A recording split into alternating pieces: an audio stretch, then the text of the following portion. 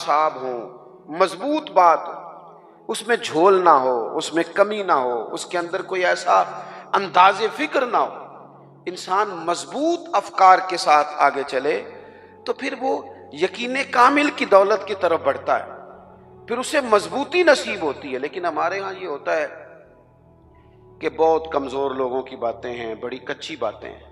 नबी करीम सल्लल्लाहु ताला अलैहि वसल्लम फरमा रहे हैं गारे सौर में, आपकी तवज्जो है मेरी बात पर?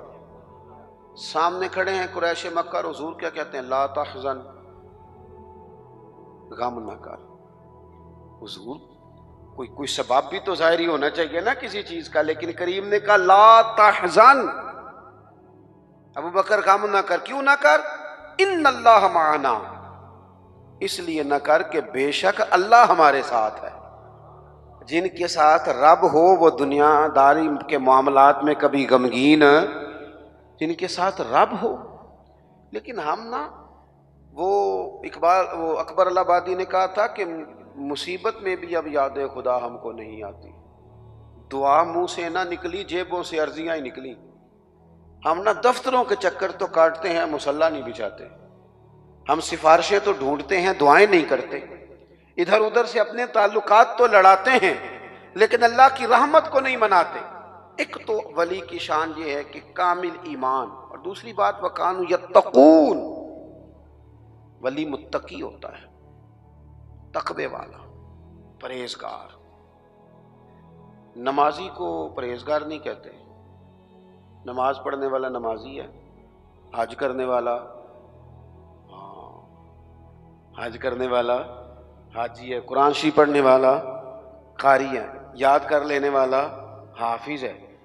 गुनाह से बचने वाले को परहेजगार कहते हैं। मुत्तकी कहते हैं जो गुनाह से परहेज करे। और मैं आपको सही बताता हूं, तजर्बा कर लेना, दवाई खाना आसान है, परहेज करना।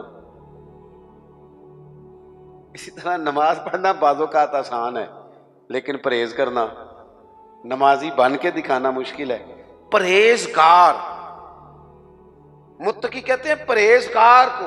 मैं एक दफा अपनी अम्मा जी को लेकर डॉक्टर के पास गया हुआ था, तो एक अम्मा जी आई हुई थी बूढ़ी, वो हमसे पहले उनका नंबर था, तो खांस रही थी बड़ा।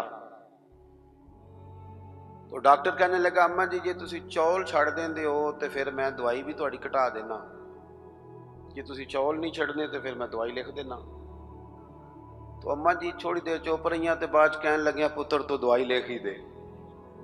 यानी परहेज मुश्किल काम है, लोग दवाई खा लेंगे और सालों खा लेंगे, लेकिन परहेजगारी, मुत्तकी परहेजगार वो बंदा होता है जो बोलने में भी मोहतात हो, खाने में भी मोहतात हो, बेलगाम ना हो, सोच के बोले, हलाल खाए, तैयब बात करे, वो किसी के साथ गुफ्तगू करने में डरे कि इसकी देलाजारी ना हो जाए, वो मोहतात हो, मोहतात। हमारे यहाँ लोगों को बातें करने का बड़ा शौक है, वो इतनी बातें कर जाते हैं पता ही नहीं होता किस किस को तकलीफ दे जाते हैं।